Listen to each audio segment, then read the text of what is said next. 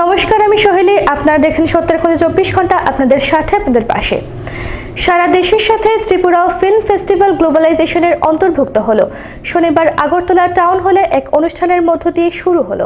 অনুষ্ঠানে উপস্থিত ছিলেন পুনে থেকে আগত ফিল্ম নির্মাতা বীরেন্দ্র চিত্রা, সাংসদ শঙ্কর প্রসাদ দত্ত সহ অন্যান্যরা। বর্তমানে সারা ভারতবর্ষে গ্লোবালাইজেশনের কারণে প্রতিনিয়ত পৃথিবী উষ্ণ হয়ে যাচ্ছে। তারই উপর ভিত্তি করে এবার দেশের সব রাজ্যের সাথে ত্রিপুরাকেও এই ছবির সাথে যুক্ত করা হয়েছে। রাজ্যের ছবিগুলি 7 দিনব্যাপী ত্রিপুরা রাজ্যের বিভিন্ন জায়গায় দেখানো হবে। পুনে থেকে আগত ছবি নির্মাতা বীরেন্দ্র চিত্রা ছবির প্রেক্ষাপট নিয়ে বক্তব্য রাখেন। और उसके बाद ये सब जगह से इन्विटेशंस आने लगे, क्योंकि ये भारत का पहला और सबसे बड़ा एनवायरमेंटल फिल्म फेस्टिवल था जो पूना से शुरू हुआ। क्योंकि पूना में फिल्म एंड टेलीविजन इंस्टीट्यूट है, नेशनल फिल्म आर्काइव्स है। हमें पता चला कि पहले ही फेस्टिवल में बहुत रिस्पांस मिला इस फेस्टिवल को, क्योंकि तकरीबन पिछले 11 साल में 40 देशों से फिल्में इस फेस्टिवल को आती है। और फिल्म के साथ साथ जो भी लोकल इश्यूज होते हैं एनवायरमेंट रिलेट, उसको सम्मिलित किया जाता है। इसमें कोई वर्कशॉप्स रहते हैं, चिल्ड्रन क्विज रहती है, वुमेन के लिए स्पेशल प्रोग्राम रहते हैं, तो बहुत सारे प्रोग्राम रहते हैं। पूना में तो हम ये फेस्टिवल 8 दिन के लिए मनाते हैं। डेली 18 आवर्स शेड्यूल रहता है। सुबह 7 बजे से लेकर रात को 11 बजे तक ये फेस्टिवल चलता है। और इस साल जब जनवरी में फेस्टिवल हुआ तो 26,000 डेलीगेट्स ऑफिशियली रजिस्टर करके इस फेस्टिवल को आते हैं। और तकरीबन 80 से ज़्यादा more than 80 programmes we organise in these 8 days.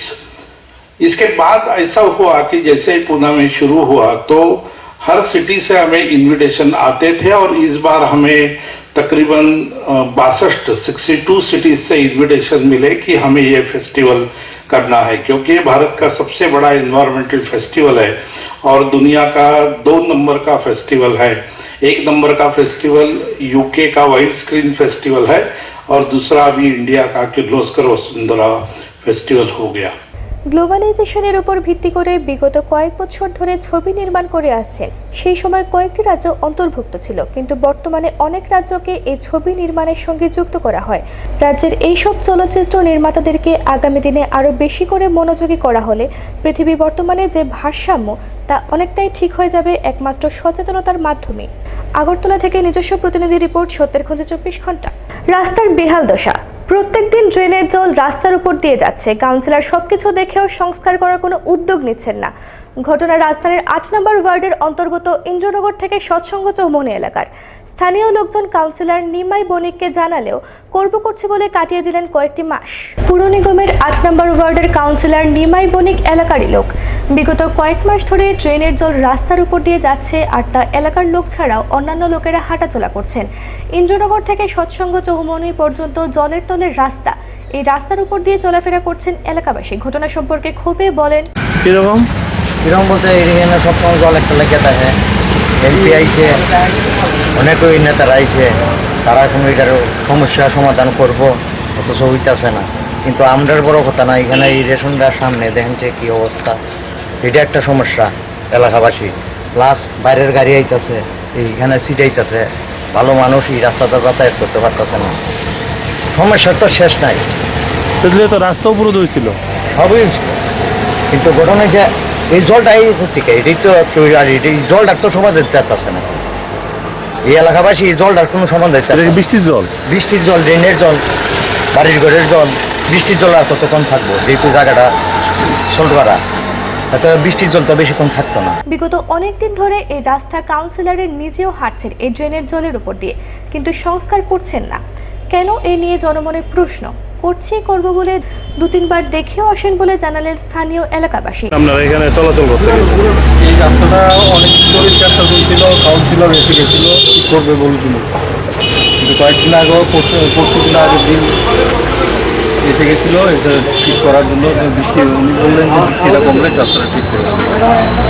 সমস্যা তো প্রায় 5-6 মাসের সমস্যা। রাস্তাটা এমন করছিল, 2বারই কাউন্সিলর এসে দিয়ে গেছে। হ্যাঁ, জানি না কি। বর্তমানে স্থানীয়দের বক্তব্য, অতি দ্রুত এই রাস্তা সংস্কার না করা হলে তারা মেয়রের নিকট যাবে এবং তার জন্য রাস্তা অবরোধে নামতে পারেন এলাকাবাসী। আগরতলা থেকে নিজস্ব প্রতিনিধি রিপোর্ট, সত্যের খোঁজে 24 ঘন্টা। এক অনুষ্ঠানে স্বামী দয়ানন্দ বিদ্যালয়ের দ্বিতল ভবনের দ্বারোদ্ঘাটন করা হলো শনিবার। মানিক সরকারের হাত ধরে আনুষ্ঠানিক সূচনা করা হয় ভবনের। উপস্থিত ছিলেন মুখ্যমন্ত্রী মানিক সরকার, শিক্ষামন্ত্রী তপন চক্রবর্তী সহ অন্যান্যরা। রাজ্যের ক্রমাগত রাজ্য সরকার শিক্ষার উপর জোর দিয়ে চলেছেন, আর তারই পরিপ্রেক্ষিতে বিভিন্ন জায়গায় স্কুলের দ্বারোদ্ঘাটন, স্কুল নির্মাণ, ছাত্রছাত্রীদের জন্য খেলার মাঠ নির্মাণ থেকে শুরু করে প্রতিনিয়ত কর্মকাণ্ড করে চলেছেন রাজ্য সরকার, যাতে রাজ্যের ছাত্রছাত্রীরা শিক্ষাক্ষেত্রে বিশেষ সুযোগ সুবিধা পেতে পারে সেদিকেই রাজ্য সরকারের দৃষ্টি।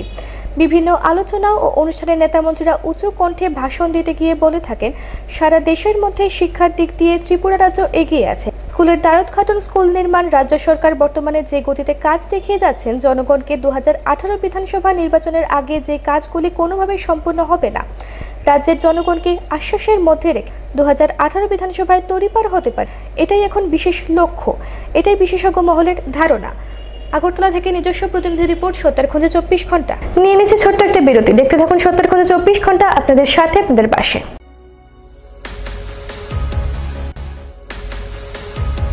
ব্যাঙ্গালোরের সেরা 10টি কলেজের মধ্যে রয়েছে Bijoynagar college of nursing.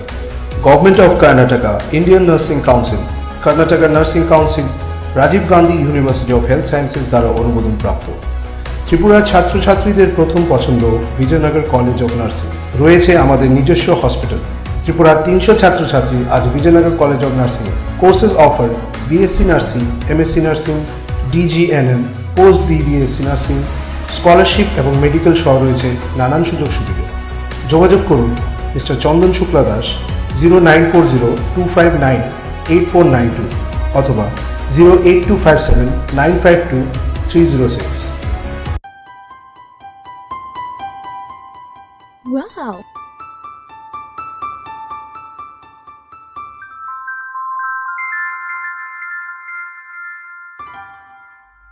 Sensation, style, your passion.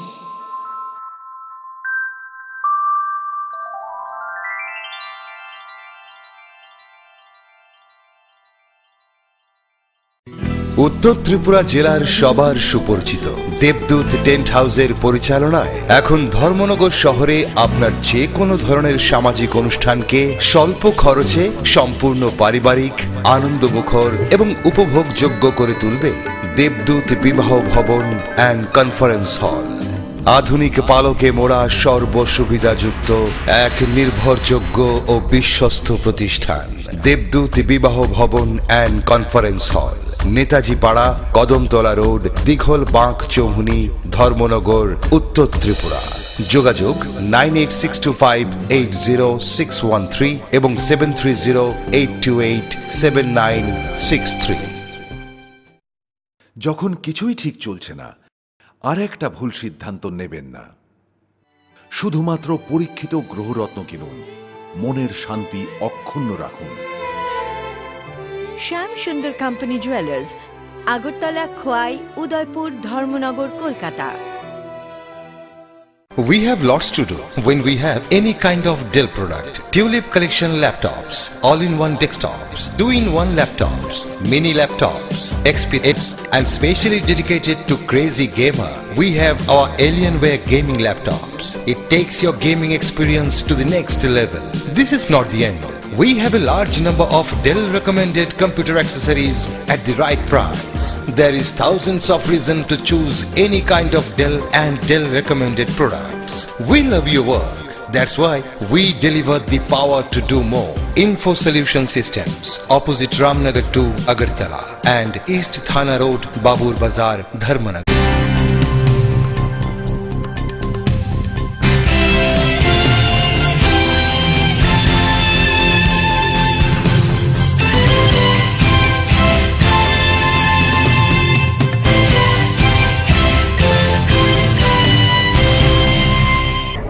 বিরতির পর 10 জুলাই থেকে জাতীয় সড়ক ও রেলপথ অনির্দিষ্টকালের জন্য বন্ধের ডাক দিয়েছে IPFT-NC দেববর্মা গোষ্ঠী। এরই প্রতিবাদে সরব হল ত্রিপুরা বামফ্রন্ট। 8 জুলাই তেলিয়ামুড়া DYFI 18 মুড়া অঞ্চল কমিটির ডাকে চাকমাঘাটে অনুষ্ঠিত হলো এক জনসভা। 10 জুলাই জাতীয় সড়ক ও রেলপথ অনির্দিষ্টকালের জন্য আইপিএফটির টাকা অবরোধ একদিকে যেমন ত্রিপুরা রাজ্যের শান্তি সম্প্রীতি ও জাতীয় উপজাতির ঐক্যকে বিনষ্ট করতে চলেছে, অন্যদিকে বিজেপিকে সাথে নিয়ে শান্তির পরিবেশকে নষ্ট করে 2018 সালে বিধানসভা নির্বাচনে পিছনের দরজা দিয়ে ক্ষমতায় আসার চেষ্টা করছে সকল বাম বিরোধী দলগুলি। কিন্তু জনগণ এ রাজ্যের হাজার হাজার যুবক যুবতী কোনোভাবেই ত্রিপুরার শান্তি ঐক্যকে বিনষ্ট করতে দেবে না, যে কোনো মূল্যে এর বিরুদ্ধে রুখে দাঁড়াবে। ডিওয়াইএফআই 18 মুড়া অঞ্চল কমিটির ডাকে চাকমাঘাটে জনসভায় এমনটাই বক্তব্য রাখলেন রাজ্য যুবনেতা পঙ্কজ ঘোষ। এছাড়াও এই সভায় উপস্থিত ছিলেন গণ আন্দোলনের নেতৃত্ব সুধীর সরকার, মন্ত্রী খগেন্দ্র জমাতিয়া, গণমুক্তি পরিষদের কেন্দ্রীয় কমিটির সদস্য বিজয় দেববর্মা সহ আরও অনেকে। সবশেষে হাজারো যুবক যুবতী সহ নেতৃত্বরা চাকমাঘাট থেকে এক যুব রেলি বের করে দীর্ঘ প্রায় 15 কিলোমিটার পায়ে হেঁটে মুঙ্গিয়াকামিতে গিয়ে মিছিলে শেষ করে। মিছিল চলার সময় গণমুক্তি পরিষদের কেন্দ্রীয় কমিটির সদস্য বিজয় দেববর্মা এক সাক্ষাৎকারে বলেন, 10 জুলাইয়ের বন্ধ অযৌক্তিক, তা একটি চক্রান্ত মাত্র। এ বন্ধের সম্পূর্ণ বিরোধিতা করে বলেন এর পেছনে বিজেপির মদত রয়েছে ত্রিপুরা ঐক্যকে বিনষ্ট করার জন্য। 10 তারিখ ত্রিপুরা ল্যান্ডের যে দাবি নিয়ে এনসি দেববর্মার যে গ্রুপ অনির্দিষ্টকালের জন্য যে রাস্তা রোকো এবং রেল রোকো, তা আসলে মূল কথাটা হচ্ছে রাজ্যের মধ্যে শান্তি সম্প্রীতির উপর একটা চক্রান্ত করা এবং পেছন থেকে বিজেপিরা এখানে মদত দিচ্ছে। আপনারা জানেন বিগত মে মাসে কেন্দ্র সরকারের দপ্তরে ডেকে নিয়ে এখানে পরিকল্পনা গ্রহণ করে আজকে হঠাৎ করে এইভাবে তারা আন্দোলন কর্মসূচি ঘোষণা করছে। আমরা মনে করি এই রাজ্যের বামফ্রন্ট সরকার তার মূল শক্তি হচ্ছে এই রাজ্যের জাতি উপজাতির সম্প্রীতি এবং মৈত্রী, এবং এটাকে আজকে আঘাত করার জন্যেই পরিকল্পিতভাবে আইপিএফটিরা এইরকম একটা অবাস্তব, অগণতান্ত্রিক, অসাংবিধানিকভাবে এখানে ত্রিপুরা ল্যান্ডকে সামনে রেখে এই রাজ্যের মানুষকে বিভ্রান্তি করার জন্য এরকম একটা দাবি নিয়ে তারা রাস্তা রোকো করছে। তেলিয়ামুড়া প্রতিনিধি রিপোর্ট, সত্যের খোঁজে 24 ঘন্টা।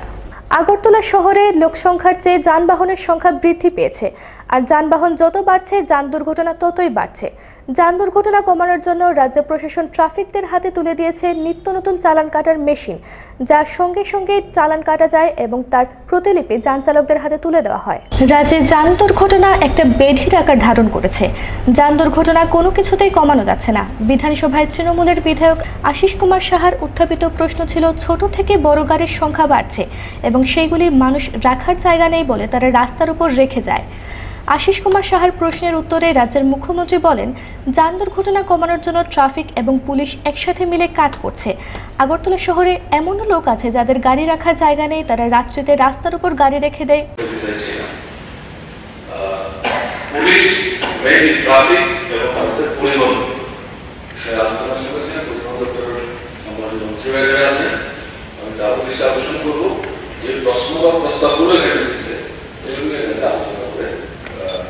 আমাদের এই মুহূর্তে বাস্তবতার ভিত্তিতে কি কি পদক্ষেপ নেওয়া হবে ট্রাফিক পলিসি বলতে বারবার বলার চেষ্টা করছেন, এরকম তো কতগুলো জায়গা আইডেন্টিফাই করা আছে। নেই ঘটনা মোটরসাইকেল গাড়ি তারপরে রিক্সা কোথায় দাঁড়াবে, ঠিক আছে, ওটা যেটা বলে আমরা যখন স্কুল কলেজে পড়তাম তখন টাউন বাস দাঁড়াতো, আমরা দাঁড়াতাম, মানে আমরা ওখানে চলে যেতাম। টাউন বাস সিস্টেমটা উঠে যাওয়ার পর এই সিস্টেমটা তেমন একটা কার্যকরী হচ্ছে না। রাতে দিয়ে এই এখন যে যুগ থেকে আজকে নতুন যে সার্ভিস চালু হলো, এগুলো দেখাশোনা হয়তো দাঁড়িয়ে এগুলো নিয়ন্ত্রণ কারণ শুরু বলছেন যে গাড়ি দাঁড়িয়ে ঠিকই গ্যারেজ ছাড়া গাড়ি কিনেছেন, এটা যেমন আছে। এখন তো আমরা বাড়ি ঘর তৈরি করেছে, ইট চুক্তি বাড়ি থেকে সব কিছু লাফার উপর রাখছে। এটাও কিন্তু একটা হেজার্ড তৈরি করছে রোড ট্রাফিক কন্ট্রোল করে। এগুলো তো আমাদের আগরতলা বিদ্যুতের চেষ্টা করছে। দেখুন, সব ক্ষেত্রে আইন কার্যকর করার জন্য ফোর্স অ্যাপ্লাই করলে এটা কিন্তু সমাজ এবং আমাদের কারোর জন্য খুব একটা ভালো না। এই কারণে সরকার পার্শ্ব করা হয়। এখন একটা ঘটনায় একসময় যখন বলা হয়েছে বিচার করবেন না, এগুলো সিজ করে নিয়ে যাবে, এখানে তাদেরকে বলে জরিমানা দেওয়া হয়। এই কারণে যেতে হবে দিল্লি নামে অনেক জায়গায় এই আপনার তুলে গাড়ি ধরে নিয়ে আমাদের এখন থেকে পড়া যায় না, ঘটনা না হয়নি, ঘটনা না। পরিস্থিতিটা আসলে এরকম একটা জায়গায় কত পৌঁছায়, ওখানে পৌঁছার আগে যাতে এই সমস্ত যে ব্যাপার এই জায়গায় না বুঝিয়ে ব্যাপারটা। বিধানসভায় উত্থাপিত প্রশ্নের প্রভাব পড়ল ছোট থেকে বড় যান চালকদের উপর। শহরের বিভিন্ন জায়গাতে ট্রাফিকদের তল্লাশি এবং সঙ্গে সঙ্গে চালান কেটে ফাইন। আগরতলা শহর ও অন্যান্য জায়গায় ট্রাফিকদের তল্লাশি জারি থাকলে যান দুর্ঘটনা অনেক কমবে এবং সমগ্র ত্রিপুরায় 2016 জুন যান দুর্ঘটনার মৃত্যুর সংখ্যা ছিল 173 জন। 2017 জুন এটা কমে দাঁড়িয়েছে 103। তাতে ট্রাফিক দপ্তর যদি আরো সক্রিয়ভাবে কাজ করে তাহলে যান দুর্ঘটনা অনেক কমে যাবে বলে বিশেষজ্ঞ মহলের ধারণা।